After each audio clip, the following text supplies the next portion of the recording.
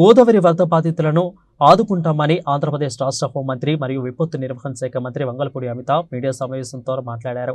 ఇక కే గంగవరం మండలం సుందరపల్లి గ్రామం వద్ద గోదావరి ఉధృత బలహీనపడిందని ఏటిగట్టును స్థానిక మంత్రివర్యులు వాసంశెట్టి సుభాష్తో కలిసి పరిశీలించారు. సుందరపల్లి, కూళ్ళ, కోరుమిల్ల గ్రామాల వద్ద గోదావరి ఉధృతికి ఏటుగట్టుకు సమీపం వరకు కూడా అండలు జారి ప్రమాద పరిస్థితుల్లో ఉన్న నేటి వరకు కూడా గత వైఎస్ఆర్ కాంగ్రెస్ ప్రభుత్వంలో శాశ్వత ప్రతిపాదికన అభివృద్ధి పరచలేదని మినిస్టర్ అనిత ఆరోపించారు.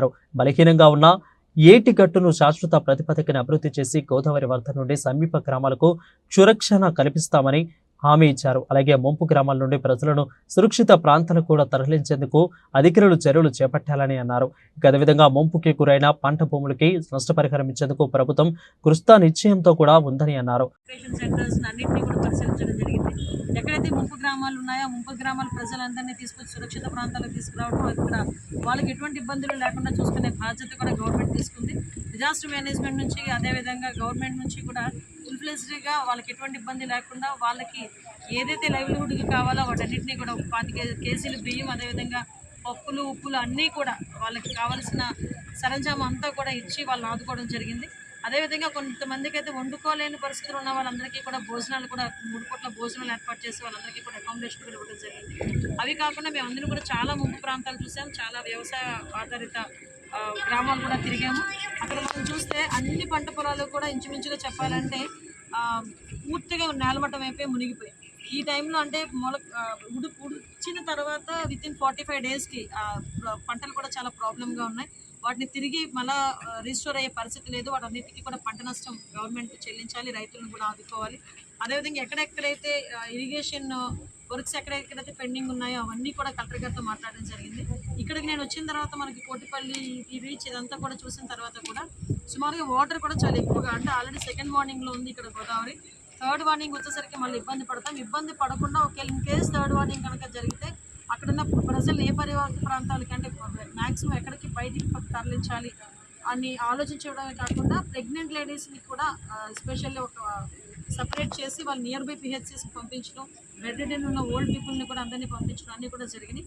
ఇవన్నీ మనకి ఏఎస్ఆర్ జిల్లాలో కూడా ఎక్కువగా మనకి వరద ప్రభావిత ప్రాంతాలు ఎక్కువ కనిపిస్తున్నాయి. కాబట్టి అక్కడున్న కలెక్టర్ గారు కూడా వెంటనే అన్ని కార్యక్రమాలు పూర్తి చేసుకొని ఎక్కడ కూడా ఎవరికి ఇబ్బంది లేకుండా ప్రాణ నష్టం జరగకుండా ఉండే పరిస్థితి కూడా కనిపిస్తుంది. ఇందాకే దురదృష్టకర సంఘటన మనకి గన్నవరంలో విజయ్ అనే ఒక 26 సంవత్సరాల యువకుడు గల్లంతా ఇవ్వడం జరిగింది. ఆ అబ్బాయికి ప్రభుత్వం తరఫు నుంచి ఆ కుటుంబానికి సహాయ సహకారాలు అందించడం జరుగుతుందండి.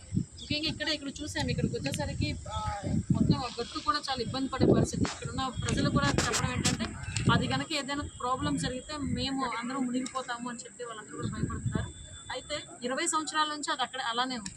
విషయం ఏంటంటే ఇక్కడికి వచ్చిన తర్వాత నేను ఒకటైతే అబ్జర్వ్ చేశాను, లాస్ట్ 5 సంవత్సరాలు కూడా ఇలాగే వరదలు వచ్చినా కూడా ఎవరు కూడా ఏ రోజు ఇక్కడికి వచ్చి కనీసం వచ్చి రాజకీయ నాయకులు కానీ మంత్రులు కానీ లోకల్ ఎమ్మెల్యేస్ కానీ వచ్చి చూసిన సందర్భాలు కూడా లేవు. సో మేము ఎక్కడ మ్యాక్సిమం ఇక్కడికి మేము అందరం కూడా మంత్రుల బృందం వచ్చి ఎప్పుడైతే చూసామో ప్రజలకు ఒక భరోసా వచ్చింది, ప్రజలకు ఒక నమ్మకం వచ్చింది. ఆ నమ్మకం బేస్ చేసుకుని ఇప్పుడు ఎస్సీ గారిని అడిగాను, ఏంటి దానికి పర్మనెంట్ సొల్యూషన్ అని అడిగితే కంపల్సరీగా దానికి వాల్ కట్టడానికి మనకి 57 కోట్లు అవుతుందండి ఎస్టిమేషన్ వేసి పంపించామన్నారు. డెఫినెట్గా డిజాస్టర్ మేనేజ్మెంట్ నుంచా లేకపోతే మనకి సెంట్రల్ గవర్నమెంట్ ఫండ్ నుంచి దేని నుంచి అయితే ఎంత తొందరగా ఫండ్ వస్తే కనుక దానికి ఆ పర్మనెంట్ సొల్యూషన్ కూడా ఇస్తాం. ఇది ఒకటే కాదండి పర్మనెంట్ సొల్యూషన్. ఇక్కడ నేను అబ్జర్వ్ చేసింది ఏంటంటే ఈ 2 రోజులు నా పర్యటనలో ఎస్పెషల్గా ఈ 2 జిల్లాల వాళ్ళకి డెఫినెట్గా అంటే 2 ఉమ్మడి జిల్లాల వాళ్ళకి అదేవిధంగా అల్లూరి సీతారామరాజు జిల్లాకి కూడా కంపల్సరీగా ప్రతి సంవత్సరం ఈ వరదలు వస్తూనే ఉంటుంది. ఈ రోజు వచ్చేయడం దాకా 20 సంవత్సరాలు రావడం కాదు, కాబట్టి వస్తూనే ఉంటుంది. కాబట్టి వీటికి పర్మనెంట్గా సొల్యూషన్ ఏమి ఉండాలి, ప్రజలు ఇబ్బంది పడకుండా చూసుకునే బాధ్యత ఎలా తీసుకోవాలి అన్న